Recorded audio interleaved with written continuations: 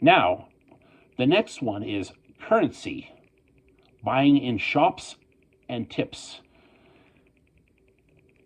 So one thing I did notice was Cuba has a local currency called Cuban pesos, CUP, which the locals use.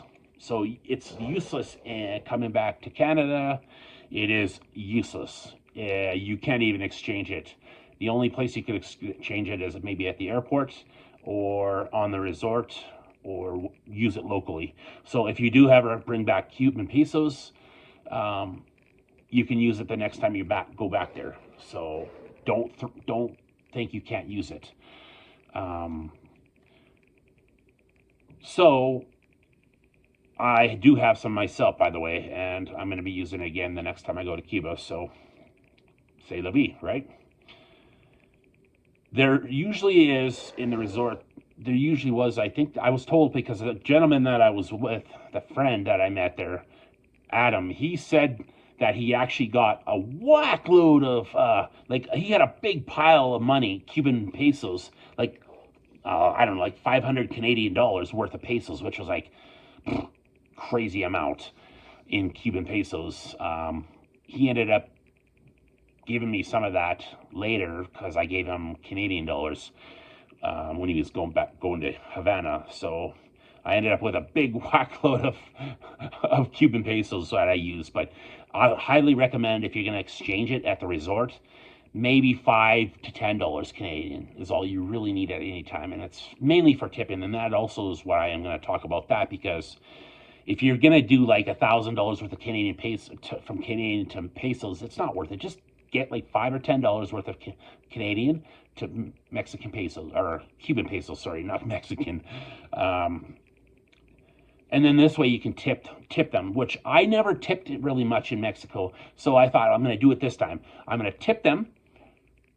They're a little bit of money. So I started off with $5 Canadian every couple days for the first 3 days or so. And then when I got that money from him, so then I ended up tipping, 200 pesos roughly for, a quick meal or something like that. Or for breakfast, I'd give him 200 to 400 pesos, which really is only about $2 to $4 Canadian. And then this way, when I tell you about that, with the exchange rate, from what I found, it was a little confusing. What is the exchange rate from Canadian to pesos? I found out it's approximately 90 pesos to one Canadian dollar and about 120 pesos for one American dollar. So that's approximately what I was told from some people. Well, some locals. Now, that's why I mention about buying into shops. If you're at the local, like in Havana, actually, I will bring that up since I'm talking about Havana. When I was in Havana, I noticed that this lady was selling these jeweler boxes, and I'm like, I was just looking, and I'm not really into that kind of stuff, but I thought, okay, maybe I can get something for my friend. And I thought, okay, great. And it was about 500 pesos, which worked out to be about $10 Canadian. Now, she charged me on 50 pesos for a Canadian dollar. Now, I found that out later that it's actually 90 pesos. So she kind of ripped us off, I think. Because she's like, oh, it's 50 pesos for a Canadian dollar, which it's actually 90. So she got more money out of us than what it was worth. And with 500 pesos, that's about $10, where it probably would have been more like 450 or something like that. But live and learn, right? I didn't know. Now, as for like shopping in Varadero, I actually got this little thing called a magic box for like $6 Canadian. I bought two of them for my family, two of my family members, and it cost me $6 a piece, like $12 Canadian for both of them. I do have to go back and get a new one because I found out that the one didn't work. It's one of those trick boxes, that you can open, but you don't know how to open it. Now, anyway, I'm going to go back and get a new one for her because the one I got, one of them didn't work, which I was extremely. I realized I should have told him, make sure this opens before I bought it, because now I think I just got ripped. I will. It's not because you should be afraid of that. It just happened that way. I should have thought like, hey, can you make sure this one opens? Show me that it opens. But the first one he showed me, I bought. That's the one that opened, so that's why. So just be cautious if you're going to do that. Not because they're going to rip you off, but it just happens that happened to me, and I will make sure that when I go back, that I'm going to tell them that. I'm going to try to go back to the same place. Now, as for buying cigars, for example, I bought a bunch of cigars for my family. My family wanted me to buy some cigars locally, so I went to a cigar shop with the couple that elder couple that I mentioned previously. They gone there many a times to buy cigars for themselves, or for himself, because he's the one that smokes cigars. She doesn't. So they bought their 50 cigars and bought two of them, 2 packs of cigars for 50 total amounts, because that's what you're allowed to bring back in Canadian, 50 cigars. Now, I paid for 4 boxes of Jose Pedra.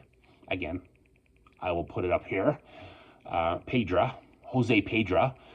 There was another one that they wanted, but they didn't have it. Monte Cristo.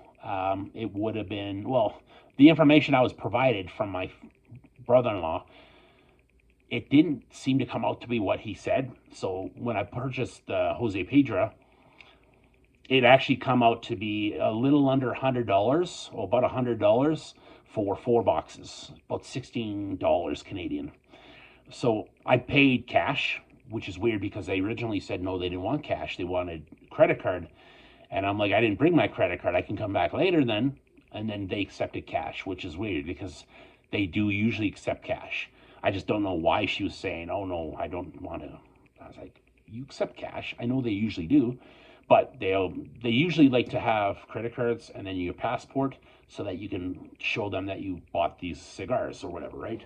For customs, right? But anyway, that's what happened there. Now, that's okay. That's okay. It's a learning curve for me to know this information now. Now, as I said, I talked about, purchasing stuff at a shop. That's done. And the currency. And yeah, so I think I'm done on that. Next, that I want to talk about quickly is excursions and language in Cuba, and for Sunwing excursions. Now, as for, I have to say one thing. I almost forgot about this. They do not accept American credit cards, by the way. I almost forgot to tell you that. I actually had written on the next page, and I almost forgot about it. So if you have if your credit card happens to be run by an American company, even if you don't think it is, make sure you check into that because they do not accept American credit cards. So just a little advice. They will accept only Canadian credit cards. Something to do with their political stuff there. Now, anyway, on to the excursions and language. Most of the resort workers pleasantly spoke English. Now, I noticed in Mexico, and this is why I say I found it a little bit not so nice, where the Cuban people are so much nicer. In Mexico, most people, except for the certain people on the resort, speak English.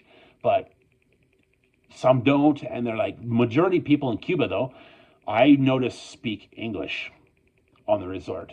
Sometimes their English may not be the best. That's what the cleaning lady kept telling me. Oh, her English wasn't very good, blah, blah, blah. But I said to her, you know what? Considering you have pretty good English, because I've tried to speak to people in Cuba or in Mexico before, and their English was either non-existent or barely. And again, my Spanish is rusty, extremely rusty, so I can't really complain. when I can clearly speak to a cleaning lady or the bartenders and they all speak English, so it's good. But if you do have a Spanish, highly recommend that you learn Spanish because I'm learning it myself, and it is a good thing to learn Spanish if you can.